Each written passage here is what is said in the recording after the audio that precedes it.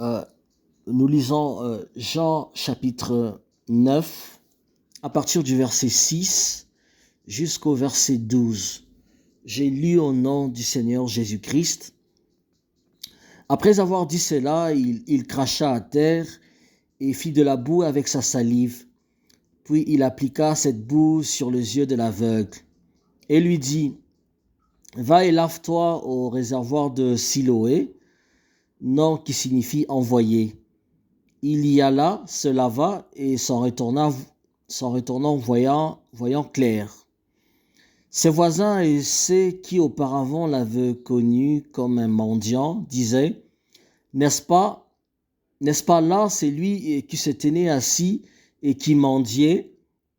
Les uns disaient: C'est lui, d'autres disaient: Non, mais il lui ressemble, et lui-même disait: C'est moi. Ils lui dirent donc: Comment tes yeux ont-ils été ouverts? Il répondit: L'homme qu'on appelle Jésus a fait de la boue, a oint mes yeux et m'a dit: Va au réservoir de Siloé et lave-toi. J'y suis allé, je me suis lavé et j'ai recouvré la vue. Ils lui dirent: Où est cet homme? Il répondit: Je ne sais. Amen. Alors, shalom, les koulam, et salutations à vous, Église d'Élohim vivant, Yeshua, notre Seigneur et Sauveur. C'est vraiment un réel plaisir, une grande joie pour moi de vous retrouver une fois de plus dans cette série d'études. Nous sommes toujours dans notre étude basée sur l'évangile du Seigneur rapporté par Jean dans son 9e chapitre. Alors aujourd'hui, je tiens à exprimer toute ma gratitude envers tous mes bien-aimés frères et sœurs qui sont abonnés sur notre chaîne YouTube La Voix Yeshua ROC Assemblée ou La Voix Yeshua Rock Assemblée. Alors je tiens vraiment à remercier tous ceux qui sont abonnés, ceux qui nous encouragent, ceux qui prient pour nous. En tout cas, et que le Seigneur vous bénisse, mes bien-aimés frères et sœurs. Vous êtes de partout, au pays, à Kin, et que ce soit en Eretz Israël, ou en France, ou de mes bien-aimés frères, vous êtes de partout. Alors euh, c'est une grâce pour moi de relancer cette étude exégétique sur l'évangile du Seigneur apporté par Jean, son disciple. Alors, je voudrais d'abord donner un communiqué avant que nous puissions entrer dans notre étude. Je voudrais donner un communiqué ce samedi. Nous aurons une journée d'évangélisation ici à Pretoria Nord. Alors, et donc, nous demandons aussi vos prières. En tout cas, priez pour nous pour la journée de ce samedi. Nous serons dans nos rues de Pretoria et dans différentes places aussi pour évangéliser. Alors, pour le live, nous allons commencer le live à partir du mois d'octobre. Je tiens vraiment à m'excuser parce qu'en principe, je devais déjà commencer. D'ailleurs, j'avais promis que je le ferais hier, je ne l'ai pas fait. Et donc là, nous sommes en train de tout préparer, de se rassurer qu'on aura vraiment assez de mégas, tout ça. Et donc, veuillez patienter, mes bien-aimés frères et sœurs. Et à partir de ce mois d'octobre, je vous tiendrai au courant. Donc, veuillez prier pour nous aussi. Et pendant que nous mettons tout en place, alors nous allons commencer cette étude avec un mot de prière. Elion, notre roi, et toi qui règnes au-dessus de tous les rois de ce monde, nous avons un privilège d'être parmi tes fils et tes filles. Nous te disons merci. Merci pour la mort et la résurrection de ton Fils unique, Jésus notre Seigneur, et Elohim notre Père. Nous savons que pendant que le décideur de ce monde se rassemble, là-bas aux Nations Unies se rassemblent contre ton pays, contre ton peuple Israël, et Israël qui est la prunelle de tes yeux. Nous proclamons et adorons ton saint nom, Yahweh. Toi seul sois le bouclier de ton peuple Israël. Toi seul sois le bouclier de ton Église partout dans le monde. Nous avons ainsi prié dans le précieux nom de notre Seigneur et Sauveur Yeshua. Nous disons Amen.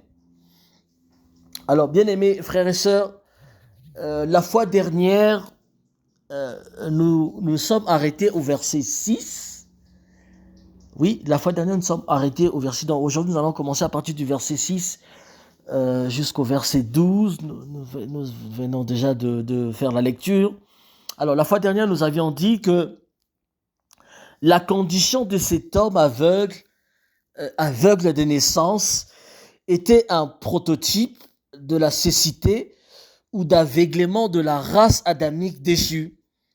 Alors, le monde, avant l'incarnation de l'homme qu'on appelle Jésus, l'homme Yeshua de Nazareth, le monde était plongé dans les ténèbres. Vous voyez, bien aimés frères et sœurs, c'est pour cela Christ, le Mashiach, il pouvait dire dans Jean chapitre 9 au verset 5, il pouvait dire « Pendant que je suis dans le monde, je suis la lumière du monde. Pendant que je suis dans le monde, je suis la lumière du monde. » Alors aujourd'hui, bien-aimés frères et sœurs, je voudrais, avant que nous puissions commencer, je voudrais par humilité porter une correction dans ce verset, le verset 5 de Jean chapitre 9. Je voudrais porter une correction.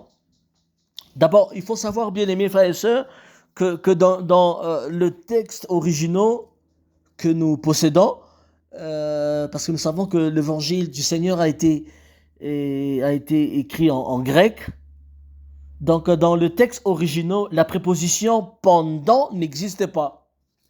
Vous voyez, si vous avez ce verset, trouvez d'abord ce verset, Jean chapitre 9, le verset 5, là où il écrit « pendant que je suis dans le monde ». Non, la préposition « pendant » n'existe pas dans le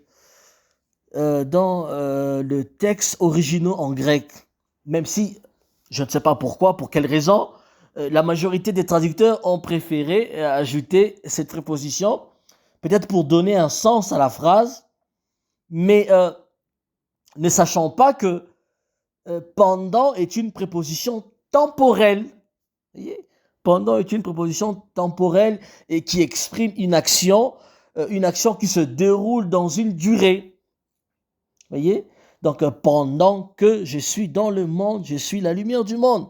Alors, j'aimerais d'emblée me poser une question et vous poser aussi cette question. Et alors, quand je ne serai plus dans ce monde, qu'est-ce qui se passera ? Vous voyez ? Parce que la phrase, elle est dans le verset, et pendant que je suis dans le monde, je suis la lumière du monde. Alors, quand je ne serai plus dans ce monde, qu'est-ce qui se passera ? Est-ce qu'il y aura-t-il la lumière ou pas ? Alors, nous allons tenter de répondre, bien-aimés frères et sœurs, à la lumière de la parole. Et bien-aimés frères, j'ai toujours dit que Christ, ou Mashiach si vous voulez, Mashiach n'est pas la lumière du soleil qui a été créée le 4e jour. Il faut faire attention. Christ n'est pas la lumière du soleil qui a été créée le 4e jour. Nous savons qu'au 4e jour, Elohim, ou Dieu créa le luminaire. Voyez. Donc, Mashiach est la lumière incréée du premier jour. Le Christ, notre Seigneur, Mashiach, est la lumière incréée du premier jour. Où il nous est dit nous sommes dans Bereshit ou bien dans Genèse, au chapitre 1er, il nous est dit, au premier verset, au commencement, Dieu créa le ciel et la terre. Et en hébreu, il est dit Bereshit bara Elohim et hashamayim vehet haaret. Donc nous voyons la terre eret en hébreu. Et le verset D, il nous est dit la terre devint informe et vide. Oui, ici il ne s'agit pas de traduire la terre était informe. Non, la terre n'était pas informe et vide, bien aimés frères et sœurs. Ouais. Donc le verbe, ici c'est le verbe devint. Voilà, voilà. La terre devint informe et vide. Alors la question que nous pouvons aussi nous poser, pourquoi soudainement au verset 2 de Genèse chapitre 1er, pourquoi soudainement la terre perd sa forme et devint vide? Alors ici nous comprenons parce que la lumière du Mashiach, la lumière du Christ se retira. Bien aimés frères et sœurs, vous voyez?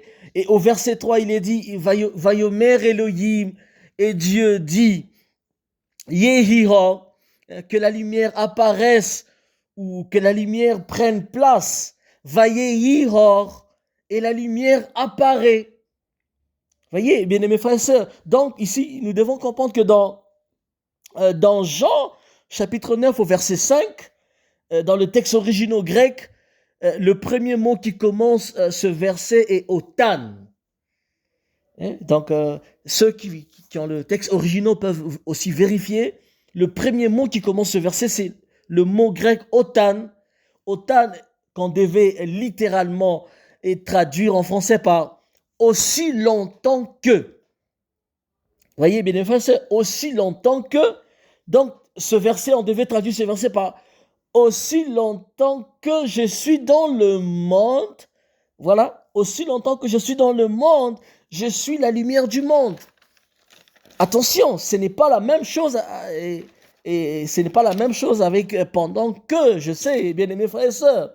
Parce que l'expression aussi, c'est encore une autre préposition, mais l'expression aussi longtemps que signifie quelque chose se maintient, quelque chose se maintient ou dure jusqu'à un certain point ou pendant la durée où une condition est remplie. Yeah. Donc par là, on comprend que Christ est la lumière du monde jusqu'à la consommation de toutes choses. Jusqu'à la fin de toutes choses, la fin de temps. Christ demeure la lumière du monde. Vous voyez, bien aimés frères et sœurs. Et pour comprendre cela, nous allons, laissez-moi prendre, nous allons lire le prophète Ésaïe dans Ésaïe 42, le verset 6 et 7. Nous allons lire dans Ésaïe 42, le verset 6 et 7. Laissez-moi retrouver rapidement Ésaïe, le prophète Ésaïe 42, le verset 6 et 7. Voilà, Ésaïe 42, je suis là dans Ésaïe, le verset 42. Plutôt, Ésaïe chapitre 42, le verset 6 et 7, j'ai lu au nom du Seigneur Yeshua, il nous a dit, « Moi l'Éternel, je t'ai appelé pour le salut, et je te prendrai par la main, et je te garderai, je t'établirai pour traiter alliance avec le peuple, pour être la lumière de nation, pour ouvrir les yeux des aveugles, pour faire sortir des prisons le captif et de leurs cachots, ceux qui habitent dans les ténèbres. » Amen.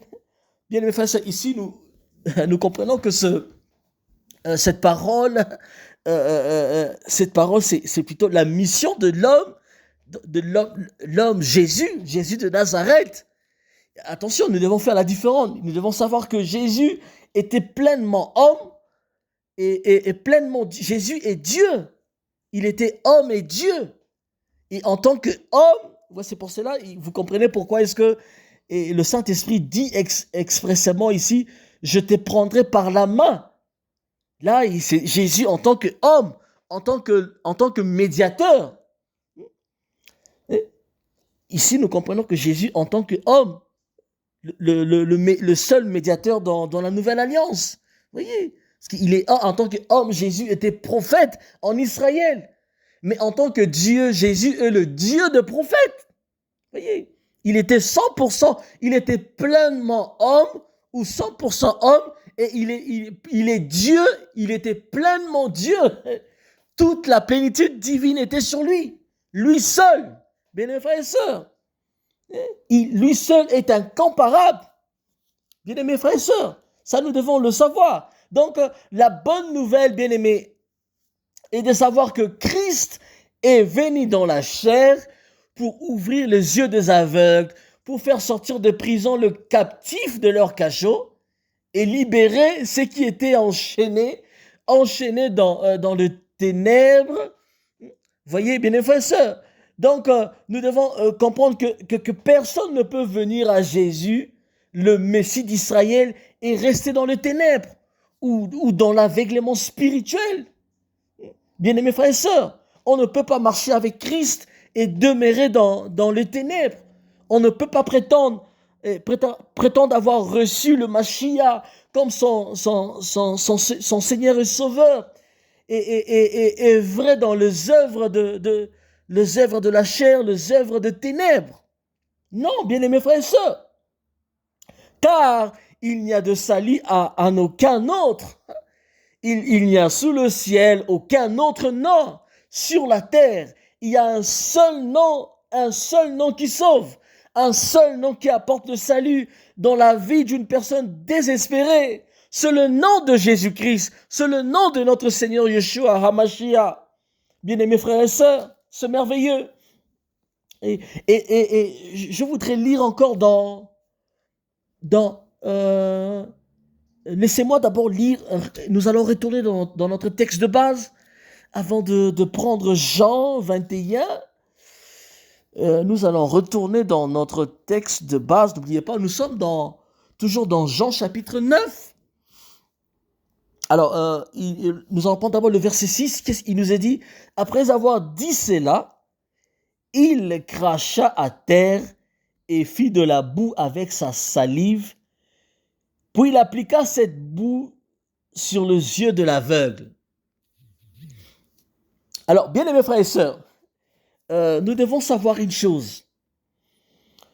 Jésus était, en tant qu'homme, Jésus était un prophète en Israël.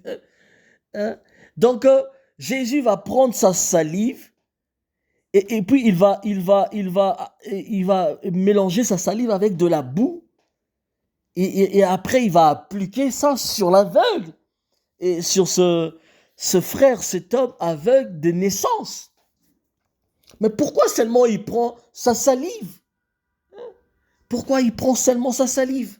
Alors que si nous vérifions dans ce que nous on appelle dans le corpus de l'Ancien Testament, nous on appelle ça ancien que les Hébraïsants appellent le Tanar, nous ne voyons pas un miracle pareil. Qu'est-ce que le Seigneur a voulu faire?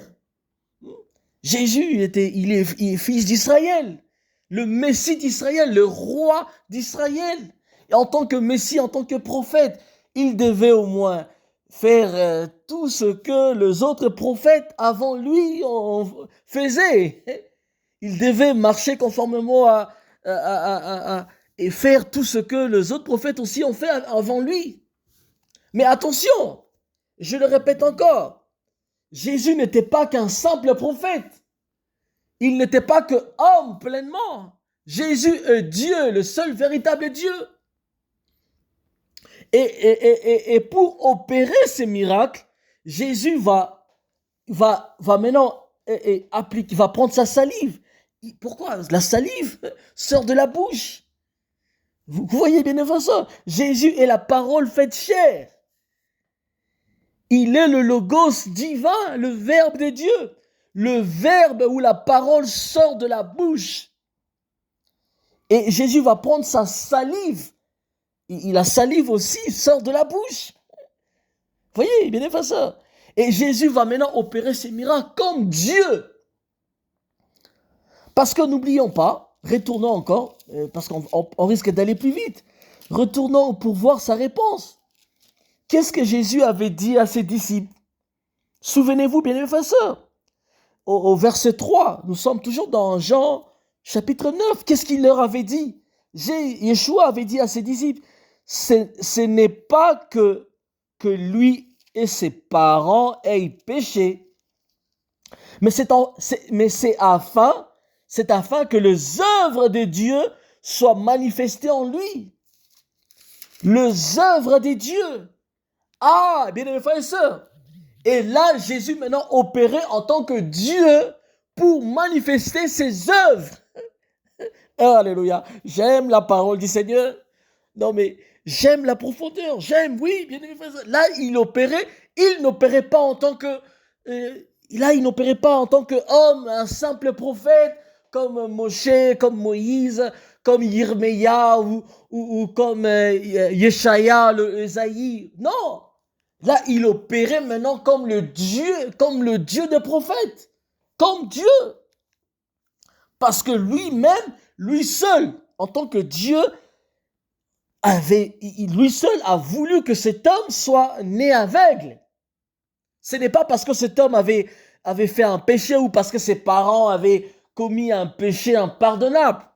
Donc, sa condition n'était pas une punition ou une malédiction. C'est parce que Dieu lui-même avait voulu que cet homme soit né aveugle. Vous voyez? Ça, c'est très important, bien aimés frères et sœurs. Vous voyez? Et nous, nous avons cette manie ou cette habitude, chaque fois de penser que quand les choses vont mal, on cherche dans la famille.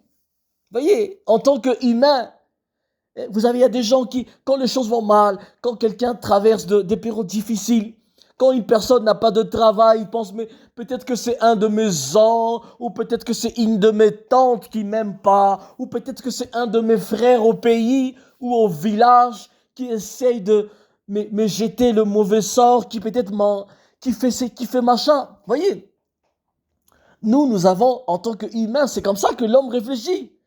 À chaque fois qu'il y a un problème ou quelque chose qui ne va pas, on cherche la cause. Et souvent, on ne cherche pas si loin.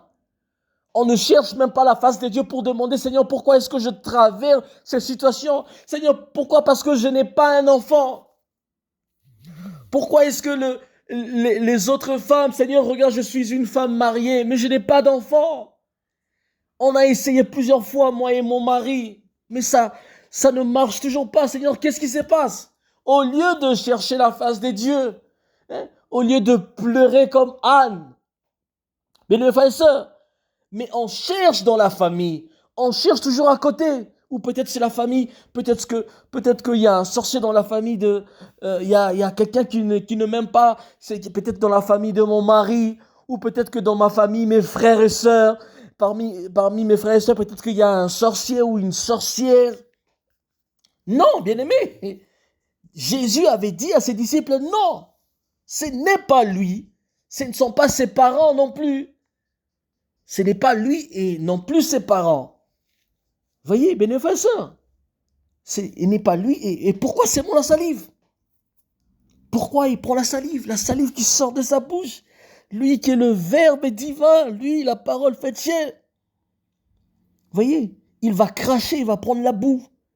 Jésus qui est le potier, il va faire la boue et appliquer sur les yeux de cet homme. Nous savons que dans les évangiles, vous pouvez lire cela parce que nous allons faire une deuxième communication rapidement. Vous pouvez lire cela dans Marc, chapitre 8, à partir du verset, prenez le verset 22 et 21. Oui, vous pouvez lire ça dans Marc, chapitre 8, le verset 22 et 23, où on parle aussi, c'est encore une autre histoire de cet aveugle, où Jésus va encore... Oui, ça veut dire que Jésus avait cette habitude. Peut-être que dans les évangiles, on peut dire que peut-être qu'il a fait ça seulement 2 fois. Non, d'ailleurs, on ne peut même pas le dire. On ne sait pas, vous voyez. Oui, ici, nous voyons qu'il a utilisé sa salive. Dans Marc... dans l'évangile du Seigneur rapporté par Marc, le chapitre 8, verset 22-23, il va encore utiliser sa salive. Jésus avait encore utilisé sa salive. Et pour chuter, nous allons lire dans Marc, plutôt dans Jean dans son dernier chapitre, le prophète, je dirais l'apôtre du Seigneur Yohanan ou Jean, dans son dernier chapitre, au verset 25, il dit ceci, et c'est vraiment la conclusion de sa lettre, ou le livre, voilà, si vous voulez, il dit, Yeshua a fait encore beaucoup d'autres choses. Si on les écrivait en détail, je ne pense pas que le monde même pût contenir le livre qu'on écrirait. Jésus a fait encore d'autres choses. Si on les écrivait, voilà, laissez-moi lire correctement. Jésus a fait encore beaucoup d'autres choses, c'est-à-dire beaucoup de miracles. Si on les écrivait en détail, je ne pense pas que le monde même pût contenir les livres qu'on écrirait.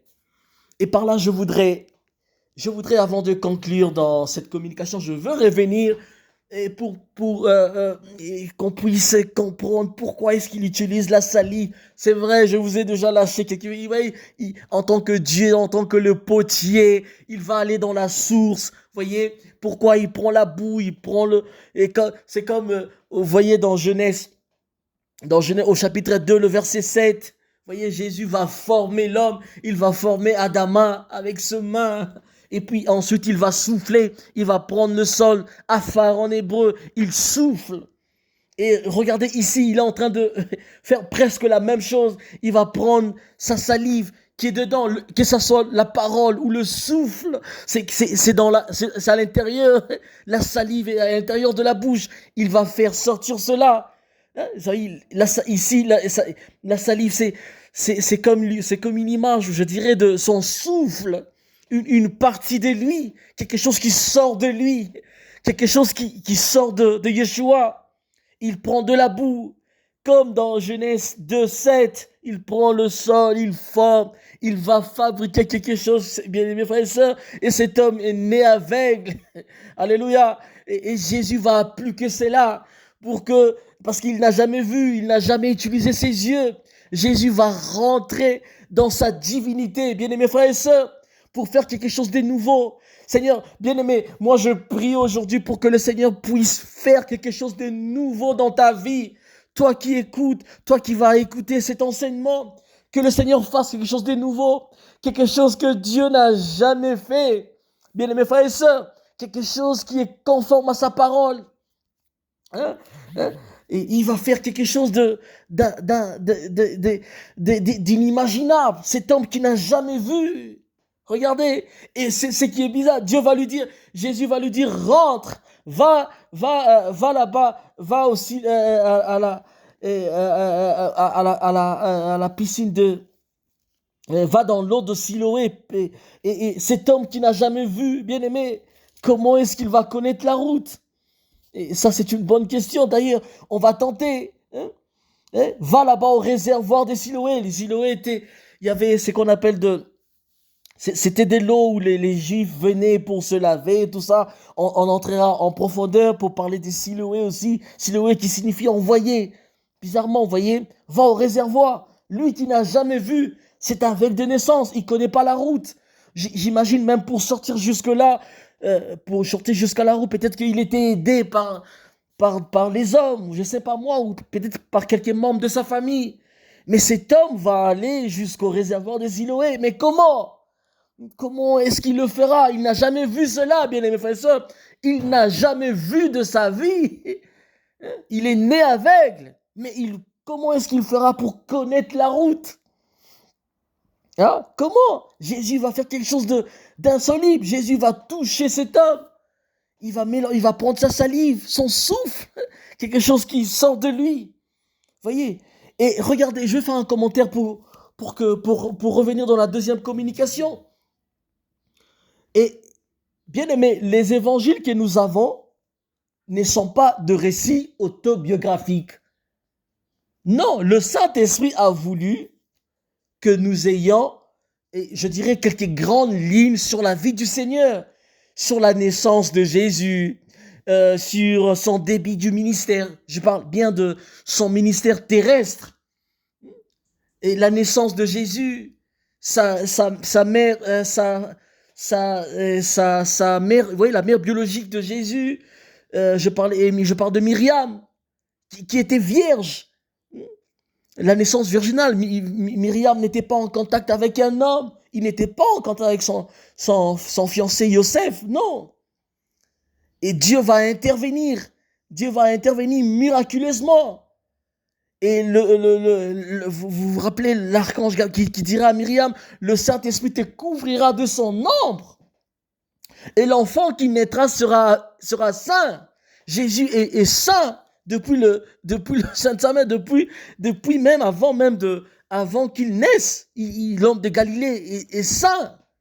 Vous voyez, bien frères et sœurs. Donc, le Saint-Esprit a permis que nous ayons de grandes lignes sur sa naissance, son ministère, sa condamnation, la crucifixion, sa résurrection le 3e jour.